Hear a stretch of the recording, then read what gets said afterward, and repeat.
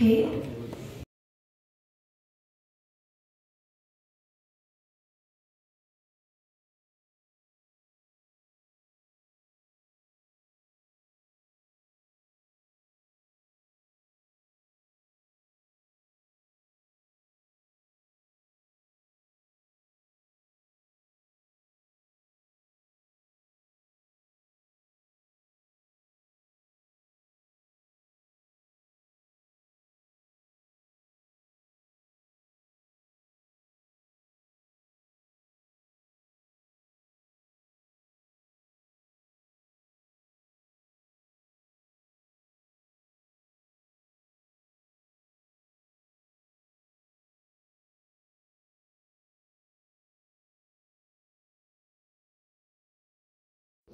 চারজন পাঁচজন টিচার কাছাকাছি পরে এই জায়গায় চলে যাচ্ছে।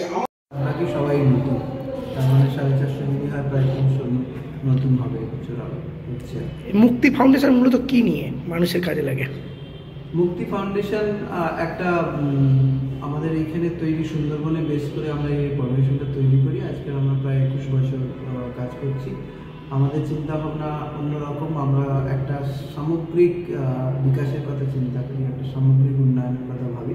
এটা একটা পার্টিকুলার কোনো কাজ নয়, সমাজের যাতে সামগ্রিক উন্নতি হয়। প্রত্যেকটা ভার্টিক্যাল, আমাদের অনেকগুলো ভার্টিক্যাল আছে, education, integrated development, health, agriculture, এরকম আমাদের 9টা ভার্টিক্যাল আছে।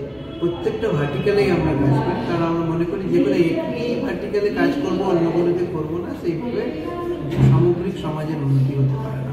তাই আমরা একটা ইন্টিগ্রেটেড অ্যাপ্রোচে কাজ করি। আপনার নাম আর পরিচয়? আমি সত্যজিৎ রায়, মুক্তির সেক্রেটারি। মুক্তির প্রায় একদম প্রথম সময় থেকে 2003-04 থেকে আমি মুক্তির সঙ্গে যুক্ত। Thank you. বড় সমস্যার মধ্যে রয়েছে এনভায়রনমেন্টের, ক্লাইমেট চেঞ্জের জন্য। এখন বছরে 2 থেকে 3 বার করে সাইক্লোন আসছে এবং ফ্ল্যাড এসে ঢেকে দিয়ে যাচ্ছে। এবং এগ্রিকালচার ক্ষেত্রগুলোতে বিশেষ করে আমাদের কেমিক্যাল ফার্টিলাইজার যে ব্যবহার হচ্ছে, একটার পর একটা বি বা মৌমাছি জাতীয় প্রাণীকে আমরা মেরে ফেলছি।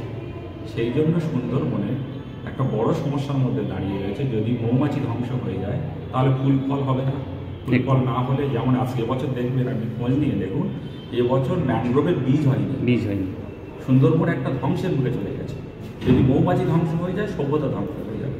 আমরা সেই জন্য অর্গানিক ফার্মিং প্রমোট করছি এবং ছাত্রদেরকে উদ্বুদ্ধ করছি যাতে সেটা তাদের। আপনার নাম আর পরিচয়? আমি শঙ্কর হালদার, ফাউন্ডার প্রেসিডেন্ট মুক্তি। এনাকে নাও সেটা পরে বলছি। 2006 থেকে এই ট্যালেন্ট সাপোর্ট, স্টুডেন্ট সাপোর্ট প্রোগ্রামটা চালু হয়েছে।